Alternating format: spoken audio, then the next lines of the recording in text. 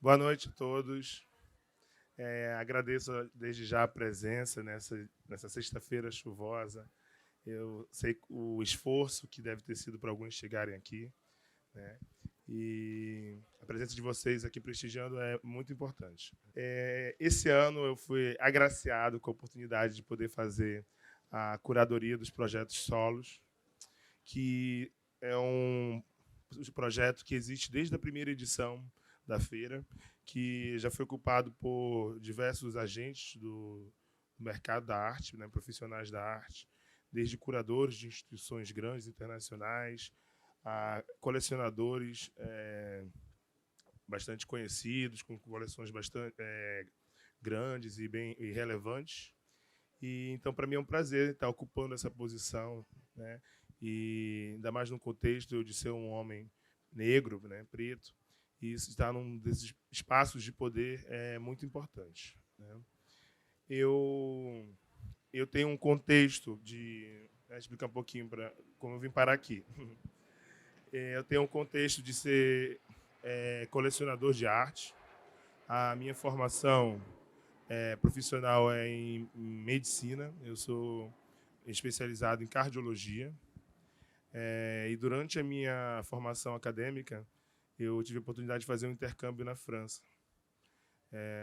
E durante esse intercâmbio, no período de Dilma, né, eu tive a oportunidade de conviver com artistas, né, artistas plásticos, cineastas, informação.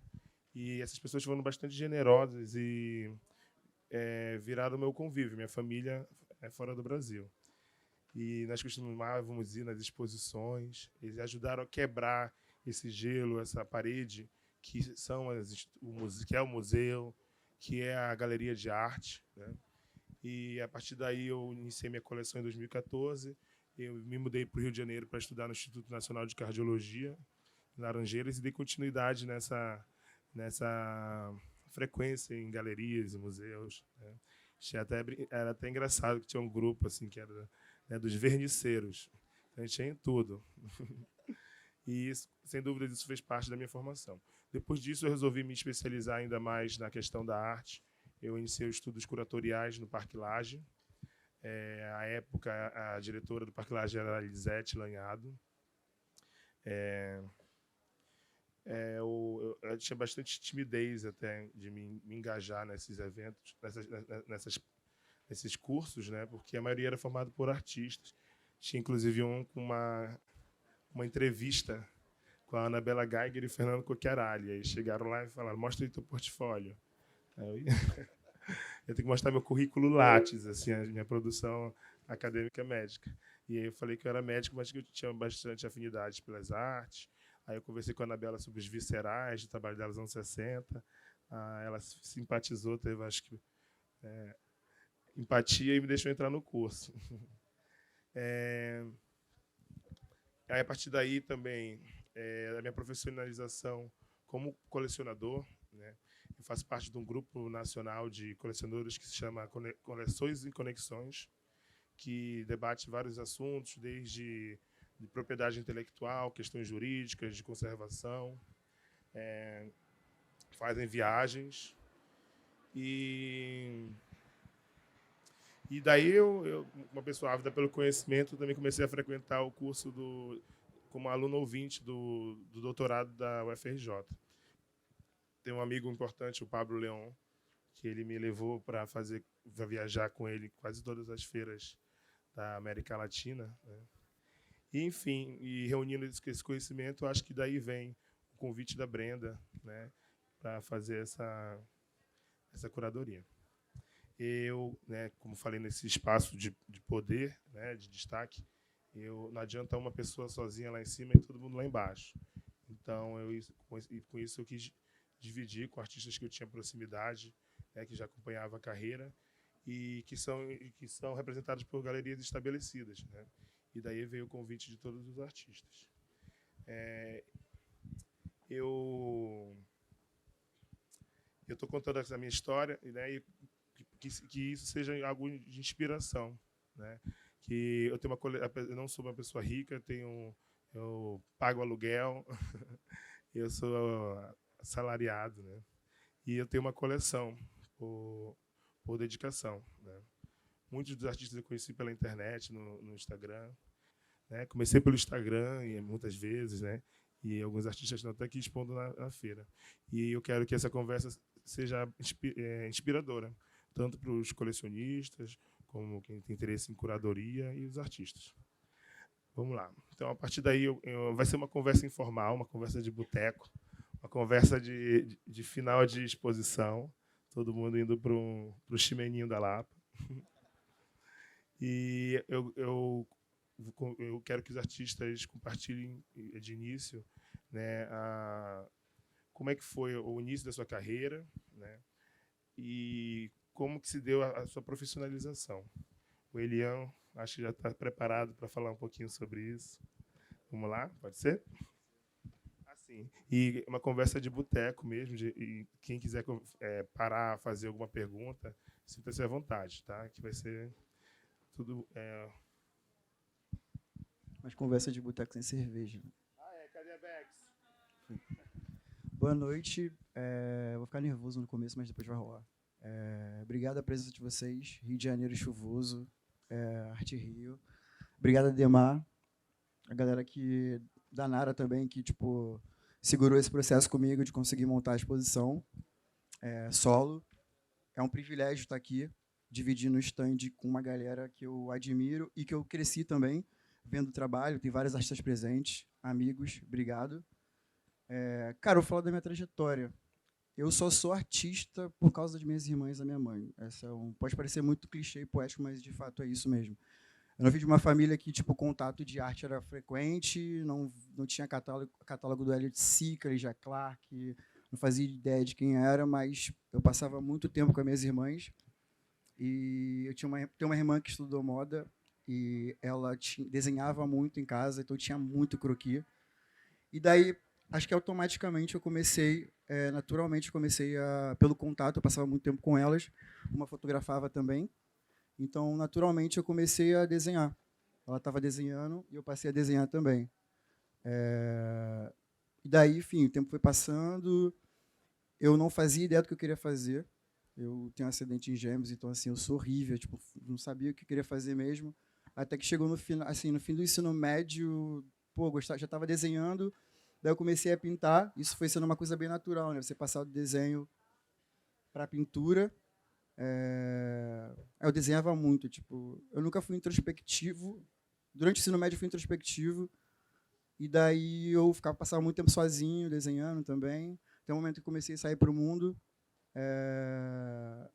Aí eu escolhi queria fazer arquitetura, comunicação, geografia, história, eu prestei para várias paradas, e no final escolhi fazer artes visuais na UERJ, porque tinha tudo na grade do curso, e eu achava que eu poderia explorar todas as linguagens, que isso me daria uma expansão mesmo, passando por todas as linguagens, né? E daí eu comecei a estudar na UERJ, tive contato com grandes artistas, intelectuais, enfim, acadêmicos. Cara, a UERJ foi muito fundamental para mim, mas também a academia pode te massacrar, você tem que ter muito cuidado, você está no meio acadêmico, numa universidade. Eu nasci na Gamboa, mas eu cresci na Baixada Fluminense, em Caxias. E daí, tinha toda a rotina de ir para a faculdade, estudar, e você tá no meio... na minha faculdade, eu lembro que na época eu só tinha eu e mais uma pessoa de negro, assim. Então tem toda uma estrutura que é completamente opressiva para a gente poder pensar a academia e pensar o lugar que você ocupa mesmo, assim. Então eu escutava muita coisa, enfim, via muitos artistas, e até chegar na faculdade você sabia que era arte moderna, né? Tipo Picasso, e ter essa noção do que representa a arte contemporânea, o institucional, as relações, o sistema. Isso foi acontecendo aos poucos, né? E eu sempre fui muito curioso, muito, muito curioso mesmo. Enfim, eu passei por várias matérias na faculdade, e aí eu fui trabalhar como educador no Museu de Arte do Rio, que foi minha grande segunda faculdade, assim. Eu acho que o mar me deu um salto. Eu passei 3 anos lá e trabalhei com diversas pessoas incríveis. Vi muitas exposições, tive muita referência, pesquisei muito, então acho que o Museu de Arte do Rio foi minha segunda faculdade. Assim, me deu muito repertório também. Acho que trabalhar com educação me deu muito repertório. E aí, no final, eu passei 3 anos no mar, eu, enfim, já estava na faculdade, estava produzindo algumas coisas aqui, outra ali, desenhando, pintando. E aí eu fui fazer intercâmbio. Eu fui morar fora, em Paris também. Pena que a gente não se encontrou, né? Mas eu fui fazer intercâmbio de cinema, porque eu me interessava muito por cinema documentário. Daí eu fui estudar na Paris 3, era para ficar 1 ano, aí faz 4, né? 2 anos direto e 2 anos indo e voltando. Aí fui para Paris, estudei na Sorbonne. No começo foi muito difícil. Acho que estudar cinema documentário me deu uma... Eu consegui organizar minha pesquisa, relação com imagem. Eu tive, estudando lá também, eu consegui... Tem uma coisa que acho que é muito crucial para um artista e que é um privilégio, é o tempo de ateliê. É o tempo que você dedica à prática, ao trabalho. Eu acho que a partir do momento que você consegue ficar só com o seu trabalho, desenvolvendo todo dia, na prática constante, você vai... Porque só o processo é o caminho para o trabalho mesmo. Assim. Então, se você não pode estar ali constantemente com o trabalho, não que vai ser ruim, mas o fato de você estar na constância da produção e pensando no seu próprio trabalho é uma coisa que faz muita diferença. E isso, querendo ou não, é um privilégio, porque quando os artistas a gente conhece, consegue ter um ateliê, um espaço para trabalhar e produzir. Você só descobre produzindo. E daí eu fui morar lá, eu morava num apartamento de 20 metros quadrados, dividi o tempo da aula. O meu tinha 11 metros. 6º andar sem elevador. 750 euros. Você dividia o banheiro no corredor com as pessoas? Obviamente. Não, eu tinha um banheiro para mim. Então eu pintava dentro do apartamento, 20 metros quadrados, só que aí chegou uma coisa, 4 meses depois começou a pandemia, e daí a faculdade ligou para mim perguntando assim, você quer ficar ou você vai voltar? Eu liguei para minha mãe, a minha mãe falou, cara, ninguém estava entendendo o que estava acontecendo, eu falei, quer saber, eu vou ficar. E aí era clima meio de guerra, assim, todo mundo fazendo a mala, indo embora, né, ir para campanha, para fazenda com os amigos e tal. E eu fiquei no apartamento com 11 pessoas de lugares diferentes do mundo, e nesse 3 meses a gente não podia ir para a rua. A gente não podia sair mesmo. E eu não tenho déficit de atenção, mas eu tenho problema de me concentrar, então eu passo a maior parte do tempo com fone de ouvido. Gabriel também. É característica. E aí, porque eu acho que a gente recebe muita informação. Isso me atrapalha muito. Então, estou falando com vocês, se passar uma luz eu vou me desconcentrar, com certeza. Mas, enfim. E eu fiquei 3 meses, só podia ir ao mercado, e eu fiquei 3 meses trancado nesse apartamento. A gente tinha esses amigos, a gente cozinhava comida do mundo inteiro, conversando todo dia, bebendo todos os dias. Eu passei a beber muito. E aí eu comecei a pintar. Muito assim, comecei a me dedicar. Não tinha mais aula, então pintava, até que eu comecei... eu tinha uma série de biografias que eu tinha guardado comigo, de pessoas que me interessavam, até porque eu falo que o Tunga fala que ele nasceu em 2 lugares ao mesmo tempo. Eu falo que eu nasci 2 vezes. Porque eu nasci... os meus ancestrais chegaram pelo Carlos Valongo, enfim, séculos atrás, e eu nasci em 1994 também, do lado do Carlos Valongo, as mesmas coordenadas, então eu nasci 2 vezes. E aí, essa curiosidade do lugar, eu escrevi esses dias também, até por causa da solo, que eu tenho uma falta muito grande de referência, assim. Me falta muita coisa que para os meus amigos, tanto na Europa e aqui, as pessoas não racializadas, pessoas não brancas, pessoas negras, a gente tem uma falta de memória, registro, e isso foi uma falta que impactou toda a minha cabeça, assim, a minha autoestima, a minha performance social, a maneira como me relacionava. Então, esses dias eu escrevi que eu não sei o nome, eu não sei como são os meus avós, nem maternos nem paternos, não tenho imagem deles. E para não alongar muito, o direito à autorrepresentação, o direito à árvore genealógica também é um privilégio, assim, porque era muito fácil para os meus amigos brancos, eles conhecem a árvore genealógica da família deles todos, assim. Não, meu tataravô é da Itália, eu tenho passaporte por causa disso, espanhol, francês, isso aqui eu não tenho. E isso é uma falta que impacta muito grande, assim. A sua performance social é a maneira como você vai performar. E isso impactou diretamente no meu trabalho. porque a gente tem que fazer o caminho mais longo, né? Em todos os aspectos. Acho que para ser um artista, acho que para a coisa mais comum do âmbito social, do trato social, o caminho para as pessoas negras é sempre muito maior do que para as pessoas brancas. Para tudo. Para entrar no metrô, para abrir uma conta de banco e para alugar um apartamento, mesmo você tendo dinheiro para isso ou não. Então, imagine na arte. E daí, acho que essa falta de referência, de registro, de memória, e as conversas com a minha mãe também, acho que foi fundamental para essa curiosidade, para essa datilografia ou memória fotográfica que eu comecei a criar, né? Eu comecei a criar padrões para algumas coisas. Mas, enfim, aí foi tudo isso. Aí eu comecei a desenvolver uma série, que foi a série da Vogue, que era basicamente... o Jaime está aqui, ele acompanhou, acho que do comecinho da série também, que foi quando eu estava desenvolvendo a série, eu tinha uma série de biografia de pessoas que me interessavam, tia Ciata, tia Persiliana, principalmente pessoas mulheres que agitavam a cena cultural no Rio de Janeiro, eram todas mulheres negras, mas, tipo, serem mulheres era porque, principalmente, com as conversas com a minha mãe, assim. Então, foi muito por esse caminho. Aí eu comecei a pesquisar essas biografias e, enfim, tinha uma série de pessoas que eu queria retratar. E a parada da Vogue é porque minha irmã estudava moda e na minha casa tinha uma coleção gigantesca de revistas, assim, e a da Vogue era o número maior.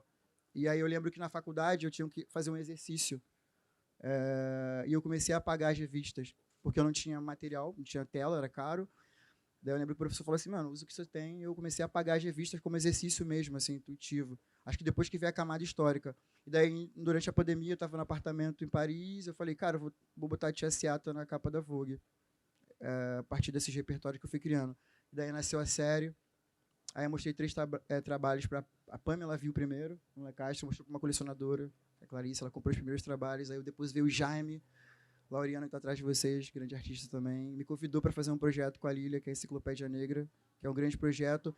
As coisas começaram a acontecer, e daí eu já estava vindo para o Brasil, até que, enfim, uma hora ou outra tinha uma galeria que pedia portfólio, e até que eu fui para a Bahia com a minha família, a Vogue já estava sabendo o que estava acontecendo. Bom, até que a Nara me fez o convite para ser representado. Apresentei uma individual ano passado. Vai fazer um ano agora que eu fiz a primeira individual. Enfim, tem muita coisa acontecendo. Eu fico pensando muito também na responsabilidade do trabalho, da responsabilidade política do trabalho, nos diálogos que pode acontecer. Mas, enfim, para finalizar, depois a gente vai abrir para perguntas, né? E passar pelos outros, é que eu acho que tudo passou pela essa falta de registro mesmo, assim. Eu acho que o processo, antes do trabalho estar aqui na Arte Rio, na galeria, ou vendendo, ou em museu, é um processo de reconstituição da minha própria pessoa. Então, e acho que da minha mãe também. Então, a partir do momento que eu tinha mais referência, que eu mostrei a primeira obra para minha mãe de tal artista, de tal intelectual, acho que ela também começou a compreender que existe uma outra dimensão de quem você é, né? Mas, enfim, tudo isso é muito doido, tudo isso é muito confuso, mas, ao mesmo tempo, é gratificante poder sentar aqui do lado de pessoas que são referências. Ser colecionador, se você pensar a ideia de colecionador e de performance, de visualidade, ninguém nunca vai imaginar um colecionador tipo... É tipo o velho da lancha, né? Exatamente. Obrigado. Gente, acabei de perceber que fiquei falando de mim e não apresentei os artistas. Né? Primeiro, Gabriel Diuti, né? Eliane Almeida e Maxwell Alexandre. Né? Vou passar agora para o Gabriel, para ele contar um pouquinho do início da trajetória dele e como é que se deu essa profissionalização. Tá vendo? Boa noite. Primeiramente, eu queria fazer as palavras do Eliane as minhas. Né? Acho que tá todo mundo ficando... O som está ruim? Tá melhor agora? Eu queria fazer as palavras do Eliane as minhas. Todo mundo ficou um pouco nervoso falando em público, assim. Mas, em termos de carreira, profissionalização, eu vou puxar um pouco para trás. Eu sempre me senti bem desenhando, sempre tive uma conexão, desde muito jovem desenhava e gostava de desenhar, sempre estava desenhando. E nesse longo período escolar, né, que é um período muito longo, desde o jardim de infância até o momento que você tem que escolher o que você tem que fazer, eu tipifiquei aquela representação do garoto introvertido socialmente, hiperativo, que ficava no fundo da sala desenhando com chamequinho, com caneta Bic, tirando nota ruim na escola. Então, eu me enclausurava no fundo da sala e ficava desenhando todo encaracolado, assim, tipo, ficava fazendo assim. Era a única forma que eu sentia que eu estava me sentindo bem. Então, antes de qualquer carreira, profissionalização, eu falei, cara, aqui eu estou me sentindo bem, aqui eu estou me sentindo seguro, aqui eu estou me sentindo protegido. Tinha um elemento de proteção em relação ao elemento social, em relação às notas ruins da escola, em relação a não ter uma aptidão de conversar com as pessoas. Eu sempre fui muito tímido. E eu falei, vou ficar aqui. Aqui é o meu lugar, aqui é onde eu estou protegido. E não só uma proteção de conforto, mas uma proteção de construção. É uma proteção que você vai construindo, você vai expandindo, e você vai sendo um pouco menos tímido à medida que você vai construindo essa narrativa. Aí até que chegou também os comentários dos amigos. Olha o caderno do cara, o cara desenha bem, olha isso aí. Até que chegou um dia, o cara falou, porra, Gabriel, meu sonho era ser artista, aí vi teu caderno e mudei um pouco a ideia, virei músico. Falei, porra, Alberto, obrigado. Então, essas coisas me deram uma certa confiança, eu comecei a me interessar mais, deixou de ser uma coisa meramente interiorizada, e eu falei, vou começar a explorar mais isso, o que isso quer dizer, por que eu estou gostando tanto disso, essa ideia de ser artista, ser pintor, nunca foi suscitada muito em mim. O que eu ia dormir toda vez de noite era, eu quero fazer isso da minha vida, eu não quero fazer mais nada, eu me sinto feliz assim, e eu quero desenhar todos os dias da minha vida. Então, a coisa se deu de uma forma natural, gradual. Depois da escola, eu tive que escolher realmente um lugar para cursar, e a primeira opção foi fazer desenho industrial na PUC. Eu passei, fiquei empolvorado, de feliz, consegui passar para algum lugar, alguma coisa, e fiquei muito feliz de ter entrado numa faculdade. Aí entrei na PUC, mas não senti que tinha um elemento de desenho, de pintura, que eu já estava começando a pensar um pouco mais essas coisas. Tinha um elemento mais de design, mas não necessariamente mais de desenho. Então, eu tranquei a faculdade, eu falei, não estou sentindo que é isso, eu quero aprender mais a desenhar, eu quero aprender mais outras coisas que têm uma relevância mais relacionada com o mundo do desenho, e fui fazer a UFRJ, no Fundão. E no Fundão, realmente, a coisa abriu um pouco mais a minha cabeça. Eu tive aulas de modelo vivo, tive história da arte, tive um referencial mais amplo. Eu realmente comecei a ampliar essa questão do que era ser artista, o que era, mais do que ser artista, o que era ser pintor, porque eu já estava sentindo que o caminho era mais uma questão visual, gráfica da pintura, e não tanto da escultura ou da fotografia. Eu tinha uma conexão com o lápis, inicialmente. Depois, essa conexão, que nem o Elian falou, é muito corriqueiro a pessoa começar desenhando e depois ela passar a pintar. Então, eu falei, estou gostando muito da UFRJ, gostei muito da UFRJ e fiquei lá 1 ano e meio, 2 anos, esse período, mas também teve dois elementos também muito importantes, e o Elian também pontuou que esse enrijecimento acadêmico é um pouco delicado, porque existem certas doutrinas que, eu não diria que elas param no tempo, mas elas também não agregam outros valores que estão permeando um contexto social atual. Então, você fica muito pensando, talvez, no desenho demais, na forma. E depois que eu aprendi isso, eu falei, aprendi a desenhar, sei a forma, sei a cor, mas quais são as outras coisas que eu posso pensar a partir daí? Fora isso, também era longe ir para a UFRJ, tinha uma série de questões estruturais da universidade, que existia uma falta de professores, ou também demorava para chegar. Eu sentia que eu estava perdendo mais tempo do que ganhando no começo do período da UFRJ. Aí eu decidi trancar de novo, para a infelicidade da minha mãe. Ela falou, segunda faculdade que você está trancando. Aí eu falei, aí eu decidi trancar, e nesse meio período eu consegui uma bolsa para estudar no exterior, porque minha mãe era casada com um professor de uma faculdade lá nos Estados Unidos, em Nova York. E aí eu consegui uma bolsa integral. Aí eu falei, eu tranquei o UFRJ, tranquei a PUC, fui para os Estados Unidos, fui para Nova York estudar. E em Nova York eu encarei o mesmo problema, porque tinha um ano letivo estruturado em questões gráficas de design que não era compatível com o que eu estava querendo aprender, querendo desenvolver meu trabalho mais autoral. Nessa altura do campeonato eu já estava pensando em fazer trabalhos com sensibilidades próprias, e esses cursos não estavam batendo com o que eu estava querendo me expressar. Aí eu tranquei metade do período e eu falei, eu não vou trancar a faculdade inteira porque eu tenho que terminar o ano. Das 6 matérias que eu estava cursando, eu tranquei 3.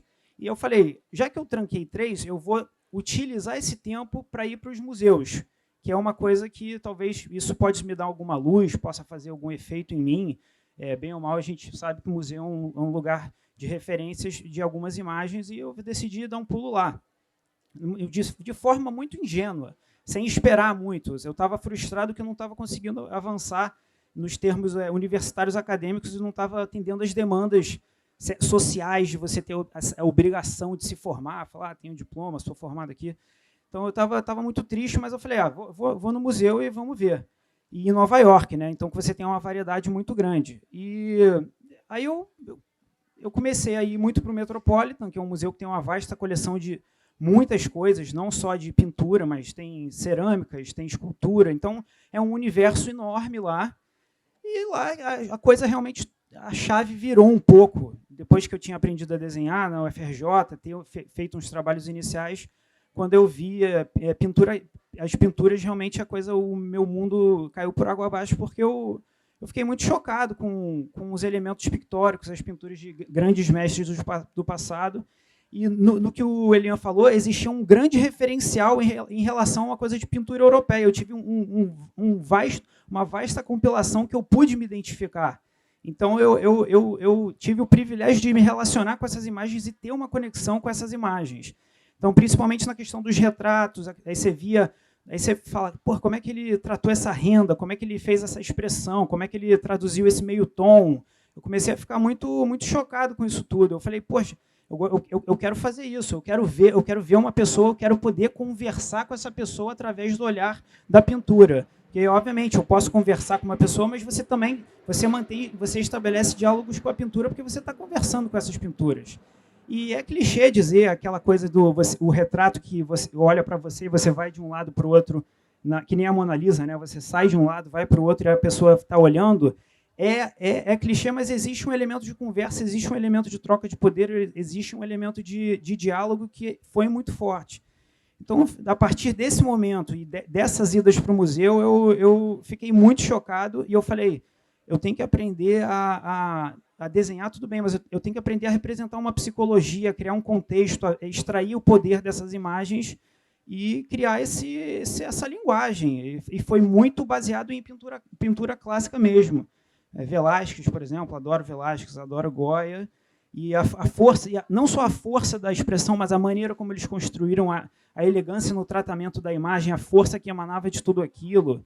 Eu fiquei impressionado. Voltei para o Brasil, porque não concluí meus estudos em Nova York, mas desde então eu compilei tudo que eu busquei no museu, principalmente no Metropolitan, fui nos outros também, mas teve um resquício mais de pintura clássica de retrato tradicional, que eu fiquei muito apaixonado. E aí, a partir daí, eu comecei a desenvolver uma linguagem através de outras relações que não ficaram, basicamente, no retrato clássico, porque não é. Eu também queria compilar outras imagens, outras relações e trabalhar de outras formas. E a produção atual que eu estou fazendo, ela é muito variada. Eu faço retratos, faço paisagens. O meu stand aqui na Galeria Leme é de paisagens, não é mais de retrato. Então, de acordo com diversas situações, a produção muda. Boa noite. Qual é, rapaziada? Faz isso comigo não, mano. Pode não parecer, mas eu sou muito, muito tímido. Era pra mim. Ah, tá. Demorou, então tá certo. Eu acho que ouvir o Elian e o Gabriel falar primeiro foi bom no sentido de eu poder balizar também a minha fala, né? Eu acho que esse nervosismo que bate no início de quem vai falar primeiro, até para saber qual é o tom da conversa, então Obrigado a todo mundo que compareceu. Obrigado, Ademar, pelo convite, Elian, Gabriel, está dividindo essa conversa comigo. Vou tentar usar então um pouco do tom de vocês, assim. São muitas coisas que passaram na minha cabeça aqui enquanto vocês estavam falando, para falar só trazendo de novo a pergunta, para eu também não me perder muito e tentar ser um pouco preciso nas respostas, né? A pergunta está no sentido de carreira, então isso, né, dá para ser desde quando eu nasci, né? Porque eu acho que eu sou artista desde que eu nasci mesmo, assim, tá ligado? Eu não me vejo diferente. Óbvio que a consciência enquanto um artista integrado dentro de um circuito estruturado, isso aparece para mim em 2011, quando eu já estou na universidade e precisamente quando eu começo a estudar plástica com o Eduardo Berliner, que é um artista daqui do Rio, que eu amo muito, gosto muito, assim, ídolo para mim, tá ligado? Meu mestre mesmo. E é um cara que mudou minha vida, assim, mudou minha percepção de olhar mesmo.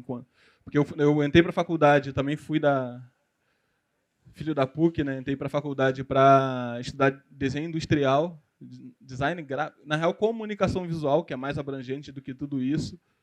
E foi uma educação muito boa, assim, para mim, porque é um curso baseado em antropologia.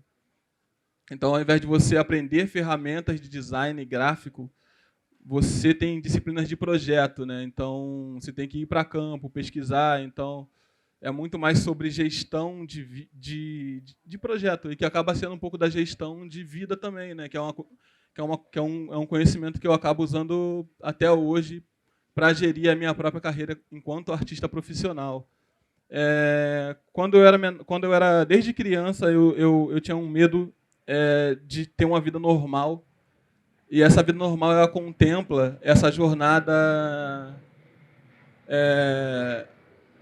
do homem que tem que ser o provedor da casa, né? Enfim, tem que criar uma família, estudar, crescer, trabalhar. E isso me dava muita agonia, assim, de saber que eu ia ter que estudar, ir para o emprego formal também. Emprego era o único medo que eu tinha mesmo, era manter que trabalhar, tá ligado? Emprego. Falei, mano, isso é uma coisa que eu tenho que conseguir não ter que trabalhar.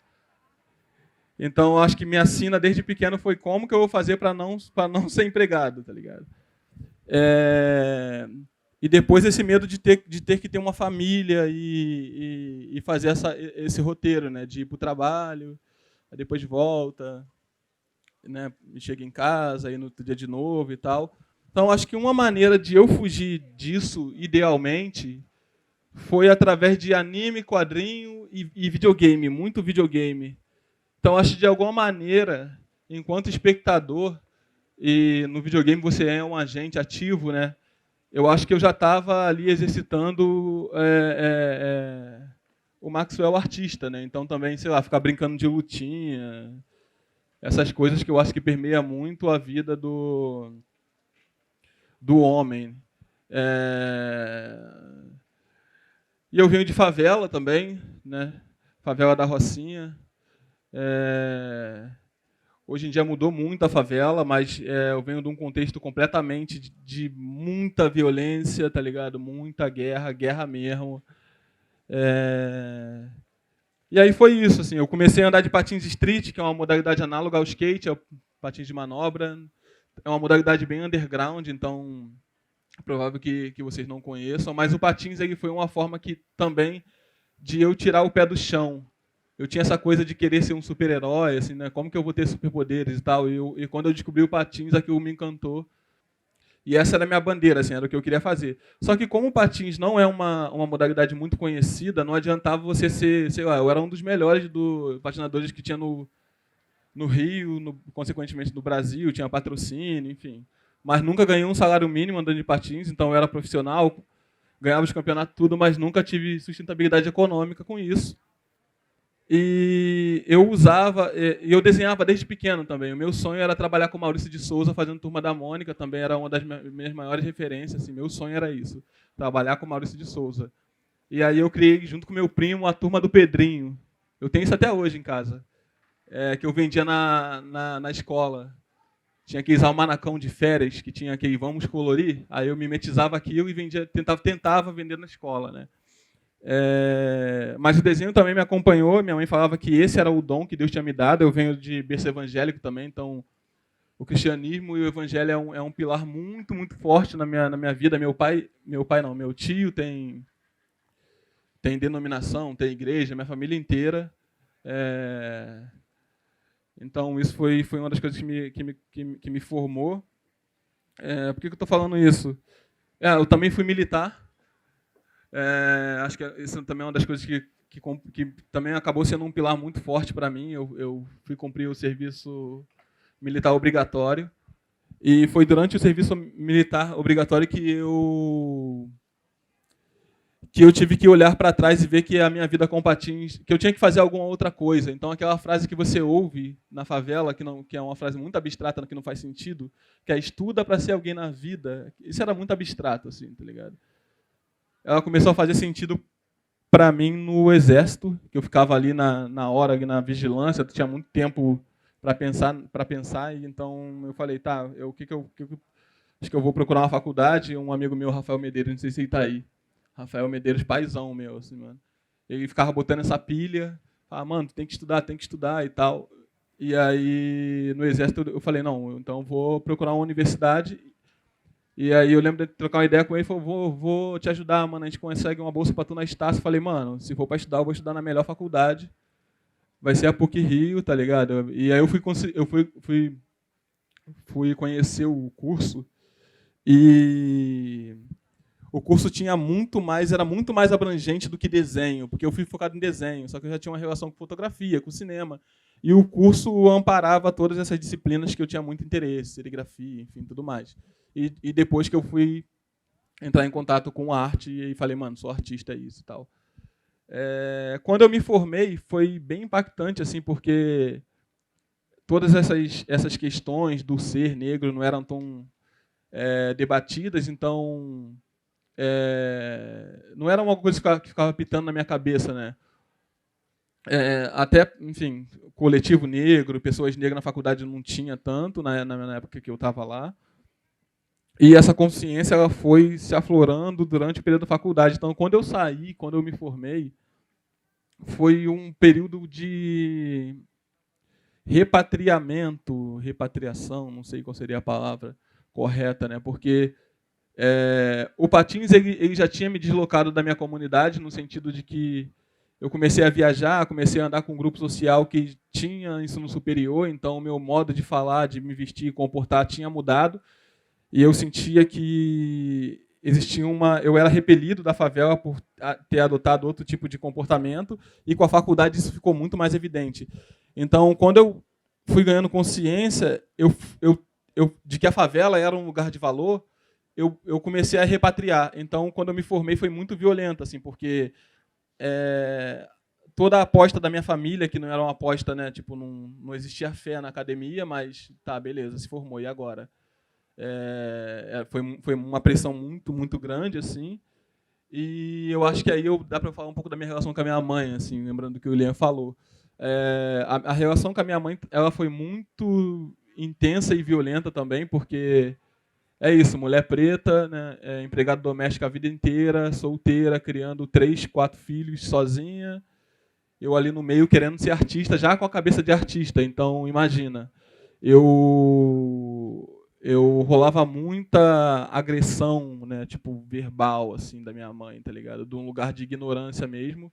Eu tava, tipo, na melhor faculdade que tem da América Latina, sei lá, da América se bate, tá ligado? O curso da PUC, de fato, e isso não era um valor na minha família mesmo, assim, isso era só uma cobrança, tá ligado?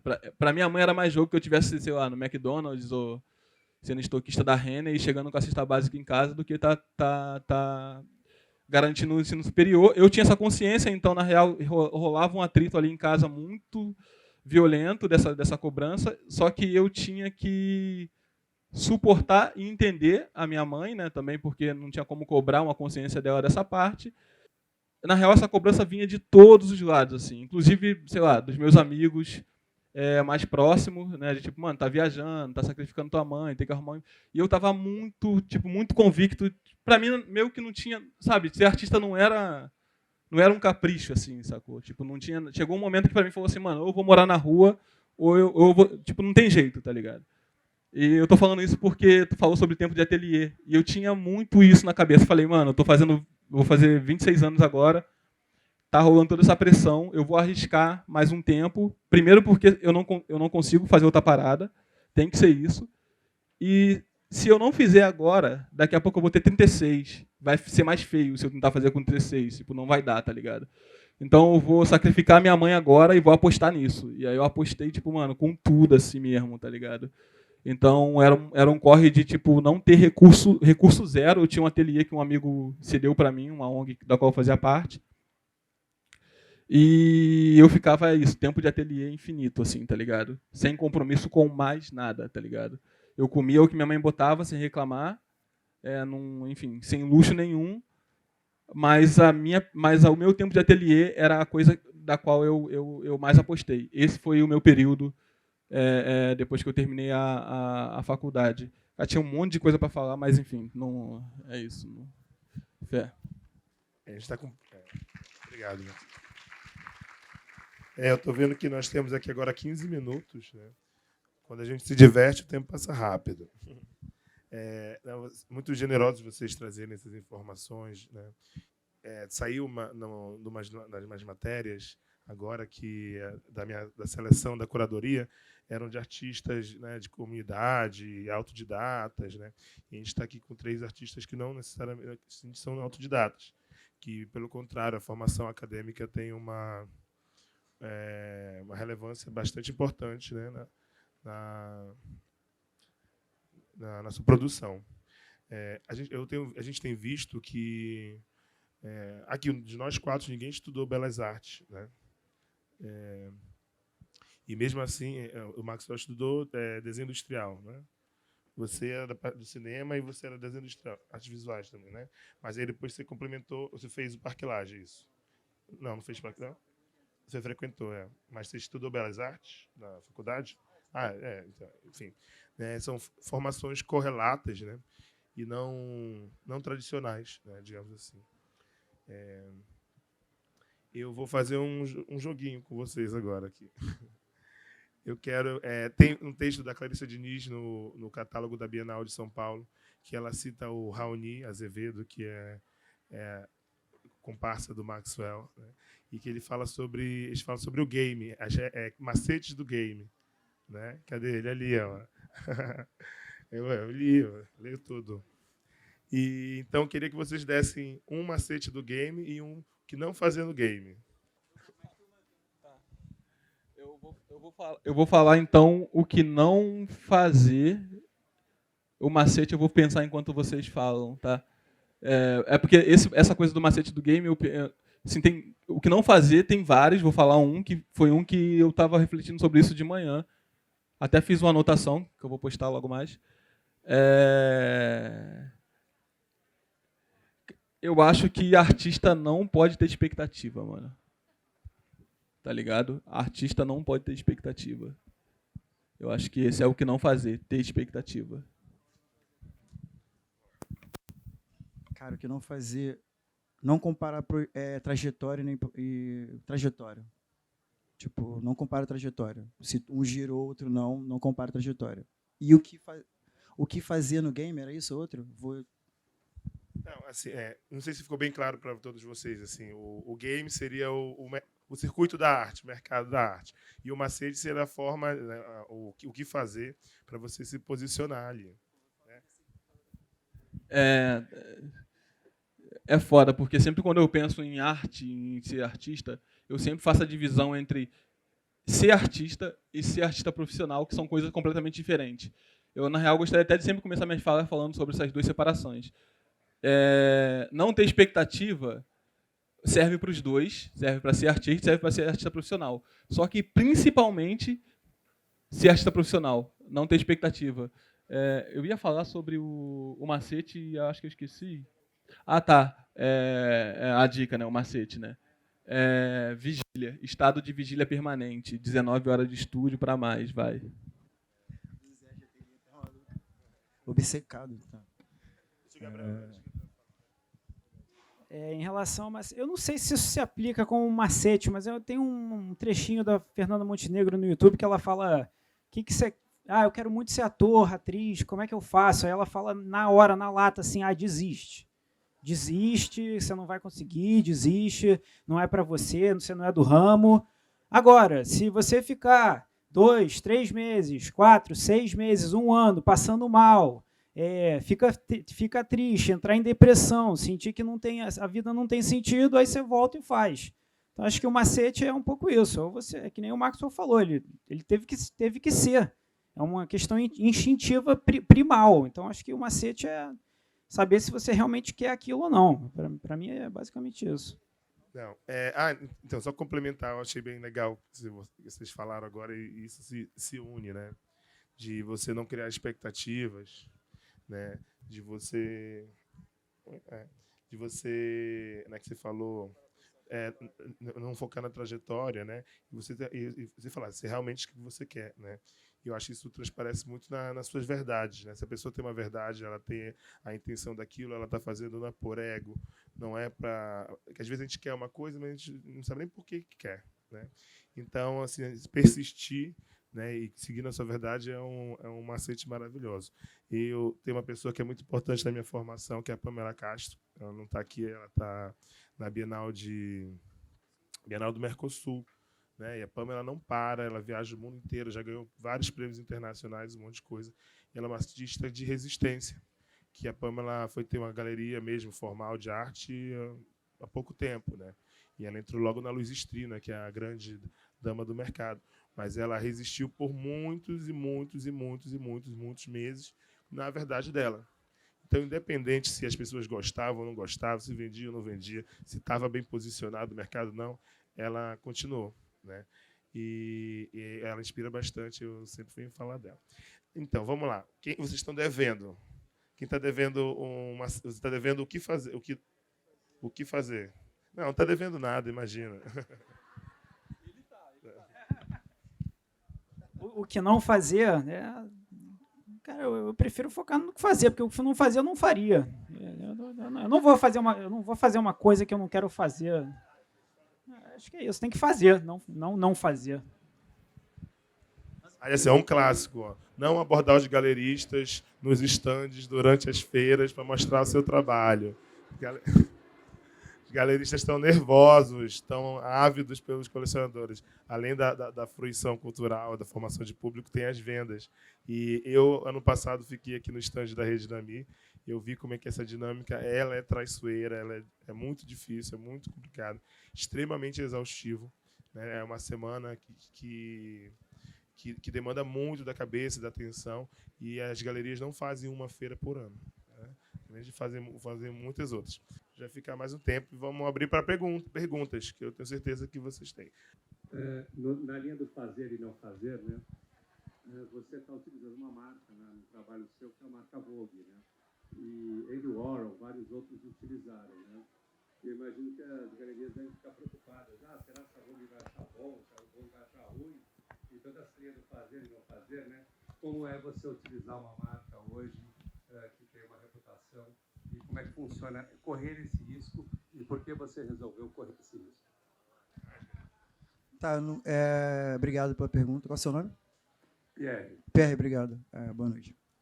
Cara, eu não tinha uma preocupação, um receio, não. Assim, eu lembro Cara, eu tenho um diálogo interessante assim, com a galera da Vogue, mas eu lembro que a primeira conversa com eles, a diretora perguntou: você tem receio? Você tem algum problema com eu? Eu falei: tenho.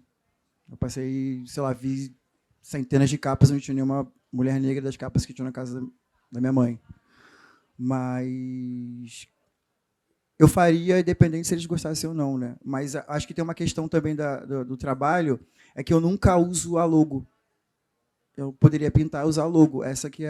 Que isso não implica numa questão jurídica, né? O que eu estou fazendo não é a capa da Vogue. Depois eu fiz a convite, mas o que eu estava fazendo não era a capa da Vogue, era uma outra coisa. Se eu pintasse, tipo, eu estou fazendo a capa da Vogue. A série é Vogue, mas toda a série não era a capa da Vogue, assim. Até que veio o convite, né? Eu acho que mais uma coisa que eu acho que eu nunca falei eu tinha um desejo, de fato, de apagar a capa da Vogue. Assim, eu tinha um desejo de pintar, porque acho que a única vez que a capa foi apagada foi durante a pandemia, e foi a Vogue Itália, e ela foi apagada toda de branco, e o diretor da Vogue Itália falava que era o branco era o esplêndido, o magnífico, e, enfim, vocês podem achar o que ele escreve sobre, e o meu desejo era fazer a contraposição, apagar toda de preto, por vários motivos. Mas, enfim, nunca rolou uma questão...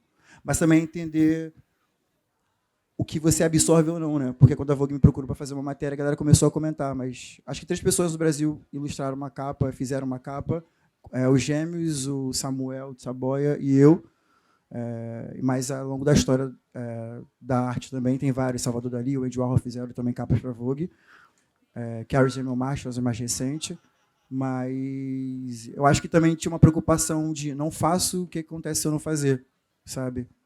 Isso é uma questão para pensar o neoliberalismo também, o que você deixa passar. Está na moda, né? Questões raciais, então você não pode deixar a pauta passar. Então é político também pensar que é incrível pintar, mas o contexto foi Semana de Arte Moderna, centenário, e eu sou um intelectual, sou um pintor intelectual, artista visual, eu falei, é isso. Agora sim, o tema é bom, não para falar sobre raça, pintar no contexto de raça, falar sobre o tempo inteiro a mesma coisa. É isso. Não sei se eu respondi, mas foi. Queria fazer para o Maxwell. Ele tem essa questão da igreja, né, que ele já falou, que a família, eu também venho de uma família evangélica, então também tem esse processo de resgatar, né, imagens que eu nunca vi, de ancestrais pretos, de cultura, enfim, e coisas que já eram praticadas, mas tipo um banho de sal grosso e que depois virou demonizado, né? Quando minha mãe volta para a igreja. Então, você tem essa coisa bem forte da igreja, da arte, né, que eu acho muito interessante. E depois uma pergunta geral, assim, que o que me incomoda, se eu não botar para fora, vai ficar me chateando. São 3 homens, 2 homens negros, muito bom. O trabalho de vocês é maravilhoso, sigo os 2. Mas por que não tem uma mulher negra aí, se a gente tem tantas mulheres expondo nessa feira? Vamos lá. Axé, provocação, axé. É que a Luana Vitra está na Holanda. Ela está em Portugal fazendo uma residência. Né? Aí, entendi. Mas deixa eu contar uma coisa. Você está certíssima. Essa curadoria, ela não é uma curadoria convencional. Né? Eu tenho que encontrar um artista que faça parte de uma galeria que tenha disponibilidade, né, financeira de fazer um grande investimento que é participar de uma feira de arte. Né? E essa falta de mulheres, digamos, na curadoria, reflete a subrepresentação da mulher, sobretudo mulher negra. Eu fui atrás de todas as galerias que tem, a maioria das galerias tem mulheres negras, e às vezes não calha de ser uma oportunidade. Né? O artista mostrou, já expôs em outra feira, né, ou vai expor em um outro momento. Né? Mas, apesar disso, né, tem a Luana, e também temos o Ira, que se entende como 2 espíritos, que seria um gênero não conformado, né? E é uma amostra muito pequena, né? São 9 artistas. Né? Mas isso foi uma grande luta. E, realmente, eu espero que nos próximos projetos solos tenham mais mulheres representadas por galerias que estejam dispostas a investir no trabalho delas e participar do projeto.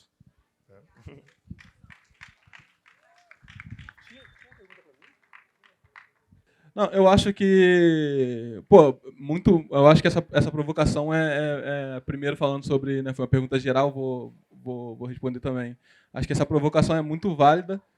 E até para dar a chance do Adhemar explicitar um problema que, em alguns casos, a gente acha que é da curadoria, né? E é isso, a curadoria é de um homem preto. Então, tipo, e eu acho que ele trouxe aqui um panorama que é para além, né? Então, acho que é um trabalho que parece que a carga maior aí está até nas costas dos galeristas, né? Tem um monte de galerista aqui, eu acho, ouvindo a gente. Então, vamos prestar atenção nisso aí. Com certeza. E sobre a igreja, o contexto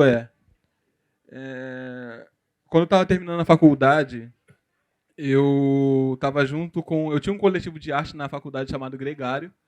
Era um coletivo de arte e design, que era eu, o Raoni, o Edu de Barros e o Gabriel Moraes, que está morando em Paris agora. E aí, essa mesma organização que se reuniu para fazer trabalho de design, a gente falou, cara, a gente na real a gente é artista e o escritório nunca funcionou muito como um escritório de design. A gente sempre ficava fazendo experiência com arte, né? Um dos primeiros lugares que a gente explorou muito como nosso ateliê foi o Gavia Tours, que é um hotel que fica abandonado que fica na Estrada das Canoas, E esse edifício foi bem importante, assim, porque ele até fala um pouco da escala do meu trabalho, né? Porque imagina, tu ir para um hotel abandonado de 16 andares e você poder fazer o que bem entender. Esse era um contexto um pouco do nosso ateliê, e eu acho que ali foi quando a igreja começou a se organizar. Porque o Raoni já botava uma pilha de abrir o coletivo, abrir o gregário para outras pessoas participarem. E eu não lembro se todo mundo era contra, mas eu lembro que eu era muito contra, assim, porque não sei, eu acho que eu sou muito difícil de fazer amigo, assim, tá ligado? Eu acho que eu faço os meus amigos e me fecho com os meus amigos ali e sou muito fechadão, assim. Eu abri essa conversa falando um pouco disso, né? Um pouco da timidez, assim. E eu tinha esse receio de abrir o coletivo para mais gente. E o Raoni, como é um moleque que é muito mais do coletivo, ele ficava botando essa pilha excessivamente. Isso nunca aconteceu como gregário. Mas quando a gente foi ocupar esse edifício, como o edifício era muito grande, era um pouco perigoso o trajeto, a polícia usava lá para fazer stand de tiro, enfim, tinha um monte de coisa acontecendo lá que era meio perigoso mesmo. A gente começou aí meio que de caravana, assim. Então a gente fez um grupo no Facebook e depois a coisa tinha mais de 100 pessoas. Eu acho que a igreja começou, um pouco da igreja começou ali, assim.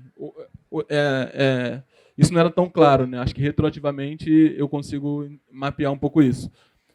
Aí depois o Gabriel viajou, o Raoni viajou e a gente estava um pouco nessa. Aí depois o Raoni voltou e acho que a fundação da igreja inicial ela começa ali na PUC comigo, com o Raoni e com o Eduardo, discutindo o que a gente ia fazer para se integrar no circuito da arte, porque a gente entendeu que o circuito da arte era sobre relação. O circuito da arte ele não tinha compromisso com a pesquisa do artista ou com o que o artista estava fazendo necessariamente, né? Estava na galeria, quem era amigo de não sei quem conhecia não sei quem, filho de fulano de tal, enfim, tinha que ter o sobrenome ali. E a gente falou, cara, a gente não conhece ninguém, e a gente não vai conseguir entrar. E a gente tem que conseguir dar saída para o que a gente está fazendo de alguma maneira. E a gente ficou pensando, a gente sabia que não tinha que ser um coletivo, não tinha que ser um grupo de estudos, e a gente chegou nesse formato da religião, né? Enfim, porque a gente entendeu também que existia um projeto de poder político que passava pela religião aqui, né? Isso estava sendo estabelecido ali no ano onde a gente estava se articulando, a gente conseguiu mapear esse fio religioso que movia muito o Brasil, mas eu acho que isso, enfim, move grandes coisas, né? E a arte ela tem uma ligação com a religião, né? Tipo, desde a contemplação estética vem do culto religioso,